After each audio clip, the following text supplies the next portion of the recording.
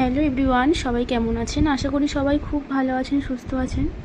তো গতকাল আমি প্যাকিং করা কমপ্লিট হয়ে গেছিলো, সেটা আপনাদের সঙ্গে শেয়ার করেছিলাম। তো আজকে সেই দিন যেদিন আমরা পুরীতে যাব। তো পুরীতে যাওয়ার জন্যে আমাকে একটু পার্লারে আসতে হয়েছিল, কারণ সেই দিনকেই সময় হয়েছিল, তার আগে আমার আর সময় হয়ে ওঠেনি। তো পার্লারটা যেহেতু আমার বান্ধবীর ছিল, তো সেই জন্যে আমার অতটাও ওখানে গিয়ে টাইম লাগেনি। তো ও আমার ছোটোবেলাকার ফ্রেন্ডস, তো ওর কাছেই গিয়েছিলাম। তো আমি একটু হেয়ারটা কাটিং করেছিলাম আর ফেসিয়াল করেছিলাম, আর আমাকে ওর পার্লারে নিয়ে গেছিলো আমার বড়মশাই। আর পার্লার থেকে কাজ মিটিয়ে ওখান থেকে আমি টোটো করে বাপের বাড়িতে গিয়েছিলাম, আমার বাবার বাড়ি। তো যাওয়ার রাস্তাটা এতটা সুন্দর, তো ভাবলাম আপনাদের সঙ্গে একটু শেয়ার করে ফেলি। তো মেন দু সাইডে বাঁশবাগানের ঝাড় ছিল, তো সেখান থেকে আসতে গিয়ে বেশ সুন্দর একটা ফিলিংস, তো সেটা শেয়ার করলাম আপনাদের সঙ্গে। আর এটা হচ্ছে আমার বাবার বাড়ি। তো বাড়িটা নতুন করে তৈরি করা হচ্ছিল, অনেকেই জানেন। আর এখানে এখন অনেকেই আমার নতুন সদস্য আছেন, তারা জানেন না, তো সেই জন্যেই বলা। তো বাড়ির মেঝের পলিশটা কমপ্লিট হয়েছে, কিন্তু রঙও হয়ে গেছে, কিন্তু রঙের শেষ কোড এখনও হয়নি। তো বাড়ি চলে আসার পরে আমরা পুরীতে যাওয়ার উদ্দেশ্য বেরোবো বলে রেডি হয়ে নিয়েছিলাম। তখন বাজে 3:30 মতো। তো এই যে আমি আমার প্রয়োজনীয় জিনিসটা আমার চোখে খাটিয়ে নিলাম, আর এইদিকে মানুর পাপা তো বেরিয়ে গেল, আর আমি পিছনে ক্যামেরা করতে করতে আসছিলাম। তো মানু যেতে যেতে হঠাৎ করে দাঁড়িয়ে পড়লো, আর এইদিকে আমাদের এগিয়ে দেওয়ার জন্যে মা, মানে আমার শাশুড়ি মা রাস্তায় এসেছিলেন। আর তারপরে আমরা একটা ট্রাভেলারে উঠে গিয়েছিলাম, যেখানে আমি সহ আরও অনেকেই ছিল।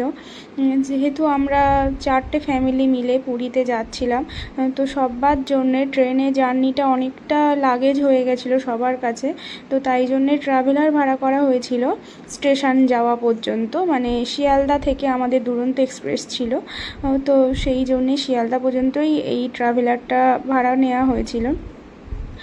তো আমরা তো চৌমাথা থেকে উঠেছিলাম, আরেকজনরা উঠেছিল বসিরহাট হাই স্কুলের ওখান থেকে। তো গাড়িটা সেখানে নিয়ে যাওয়া হয়েছিল, সেখানে গিয়ে সবাই আমরা দাঁড়িয়েছিলাম।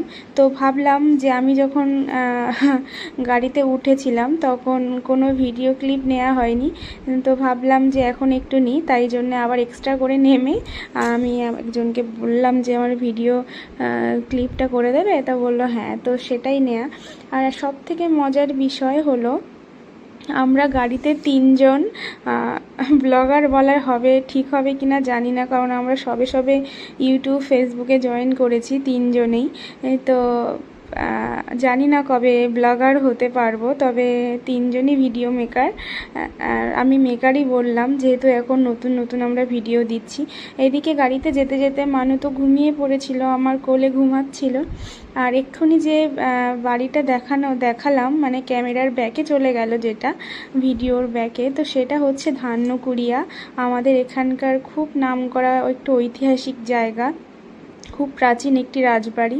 তো যাওয়ার সময় সবে বিকেল নামছে এরকম একটা সিচুয়েশানে, কিন্তু পরিবেশটা একদম অন্যরকমই লাগছিল। আর আমি যেহেতু ব্যাকের দিকে বসেছিলাম, তাই জন্যে ভিডিওর সামনের ভিডিওটা ওরকমভাবেই নিতে হয়েছিল। আর এই যে সাইডের অপশান, যেতে যেতে আমরা আবার একটু দাঁড়িয়েছিলাম, ব্রেক টাইম ছিল যেটা, আমরা চা খাচ্ছিলাম। আর ওখান থেকেই আমি একটা রিল শ্যুট করেছিলাম, যেটা হচ্ছে কাটে না সময় যখন আর কিছুতে। তো অনেকেই এই ভিডিওটা আপনারা দেখেছেন, রিলসটা, আর যারা দেখেনি তারা প্লিজ দেখে নেবেন। আমার খুব পছন্দের একটি গান, কাটে না সময় যখন আর কিছুতে। তো এখানকার জায়গাটা এত ভালো ছিল যে আমাদের তো এখান থেকে যেতেই ইচ্ছা করছিল না, মনে হচ্ছিলো যেন এখানেই দাঁড়িয়ে থাকি। তো তারপরে আবার চাটাগুলো খেয়ে নিয়ে একটু রিল্যাক্স হয়ে আবার গাড়িতে উঠেছিলাম। তো এরপরে না আমরা কলকাতায় পৌঁছে যাব হয়ে গেছিলাম। তো এই জায়গাগুলো বেশ অন্যরকম লাগছিল, কারণ আমি তো সচরাচর বাড়ি থেকে বেরোই না, বাড়ি থেকে খুব একটা বেরোনো হয় না আমার, কারণ মানুর পাপা তো বাড়িই থাকে না, তো সেই জন্য আমারও বেরোনো হয় না। তো এই বেরিয়ে খুব ভালোই লাগলো। আর এই যে আমরা এখন প্রপার কলকাতায় ঢুকে গেছি। তো এখানকার বিল্ডিংগুলো যে এত সুন্দর, কিন্তু আনফর্চুনেটলি মানু তো ঘুমিয়েই যাচ্ছিল, কারণ ওর একটু গাড়িতে উঠলে ভমিটিংয়ের প্রবলেম হয়। তো সেই জন্যেই যতটা পাচ্ছিল ও চোখ বন্ধ করেই ছিল আমার কোলের উপরে।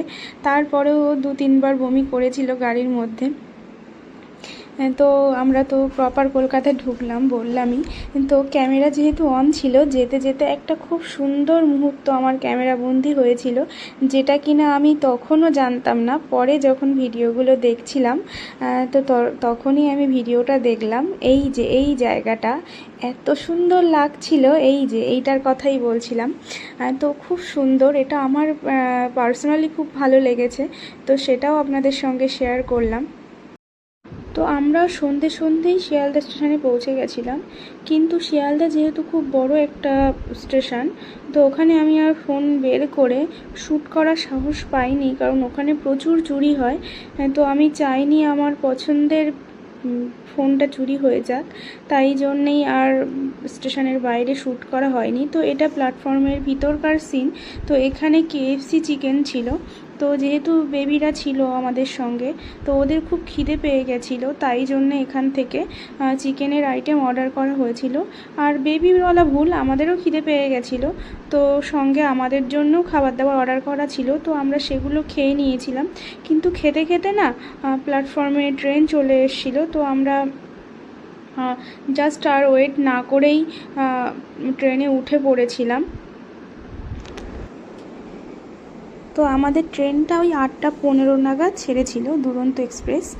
তো ট্রেনে ওঠার পরেই আমরা চা খেয়েছিলাম। আর আমার না রিসেন্ট খুব বাজে একটা হ্যাবিট হয়েছে, চা না খেলেই প্রচণ্ড মাথা যন্ত্রণা করে। তো চাটা খাওয়ার পরে রাত 9:30 কি 10টা নাগাদ আমাদের ডিনার দিয়ে গেছিলো। আর আমার সিটটা কিন্তু পুরো জানলার ধারে পড়েছিল। জানলার ধারে পড়লে কি হয়, সুন্দর মুহূর্তগুলো দেখা যায় স্টেশনের। আর যেহেতু আমি এখন ভিডিও করছি, ভিডিওর শ্যুটগুলো খুব ভালো নেওয়া যায়।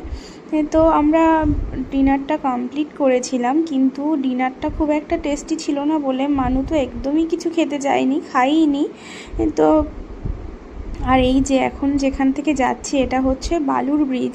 তো এখানেই কিন্তু দক্ষিণেশ্বরের মায়ের মন্দিরটা আছে। আর এদিকে মানুর পাপা আর আমাদের নন্দাই হন, তো সে খাচ্ছিল, আর মানু তো তখন শুয়েছিল। তো ট্রেন থেকে আমাদের কি কি খেতে দিয়েছিল সেটাও একটু বলি। তো ছিল ভাত, জিরা রাইস ছিল, পরাটা ছিল, চিকেন ছিল, ডাল ছিল, চাটনি ছিল, মানে একটা আচার টাইপের ছিল, আর রসগোল্লা ছিল, আর ছিল দই। তো এটাই ছিল খাবার দাবার। তো মানুর যেহেতু আলাদা করে সিট নেওয়া ছিল, তো মানু কিন্তু সেখানে শোয়নি। মানু সারাটা রাত আমার বুকের মধ্যেই ঘুমিয়েছে। মানে ওর জন্য টিকিট কাটাটা পুরো ফাউই হয়ে গেছে, কারণ সারাটা রাত ওর সিটটা নষ্ট হয়েছে। তো আমরা কিন্তু ভোর 4টে নাগাদ পুরীতে পৌঁছে এসেছিলাম। আর ট্রেনে থাকাকালীন কিন্তু খুব বৃষ্টিও হচ্ছিল। আর এখানে তো ভোর তখন, আর ওয়েদারটাও খুব ভালো ছিল। মানু কিন্তু সারা রাত খুব ঘুমিয়েছে। তো এই যে আমরা সবাই এখন প্ল্যাটফর্মে ওয়েট করছিলাম, আর ভোরের সৌন্দর্যটাও উপভোগ করছিলাম। বেশ একটা অন্যরকম সৌন্দর্য, কারণ এত ভোরে তো সচরাচর ওঠা হয় না, বাড়িতে আমি 4টের সময় উঠি না। তো খুব ভালোই লাগছিল, বেশ সুন্দর হাওয়া দিচ্ছিল। তো সবাই মিলে আমরা বসেছিলাম। তারপরে প্ল্যাটফর্মের উপরে যে গাড়িগুলো থাকে, ওই গাড়িতে আমরা উঠেছিলাম লাগেজগুলো নিয়ে। তো আমরা স্টেশন থেকে এবার পুরীর বিচের ধার পর্যন্ত পৌঁছে গেছিলাম। তো এখানে এসে আমরা রুম পাচ্ছিলাম না, তো প্রায় 1.25 ঘন্টা মতো লেগে গেছিলো আমাদের রুম খুঁজতে। তো বন্ধুরা, আপনারাও দেখুন ভোরের সৌন্দর্য, ভোরের সমুদ্রের সৌন্দর্য। তো আজকের মতো আমার ভিডিওটা পুরীতে আসা পর্যন্তই থাকলো। আগামী পর্বে দেখতে পাবেন আমরা কেমন হোটেলে উঠলাম, কিভাবে দিনগুলো কাটালাম পুরীতে এসে সেইগুলো। তো এই পর্যন্ত যদি কারোর ভিডিওটা ভালো লাগে তাহলে অবশ্যই লাইক, কমেন্ট, শেয়ার, সাবস্ক্রাইব করতে ভুলবেন না। দেখা হবে নতুন একটা ব্লগে। এতক্ষণ আমার সঙ্গে থাকার জন্যে আপনাদেরকে অসংখ্য ধন্যবাদ। আর ছোটদের প্রতিও রইল অসংখ্য প্রীতি ও ভালোবাসা।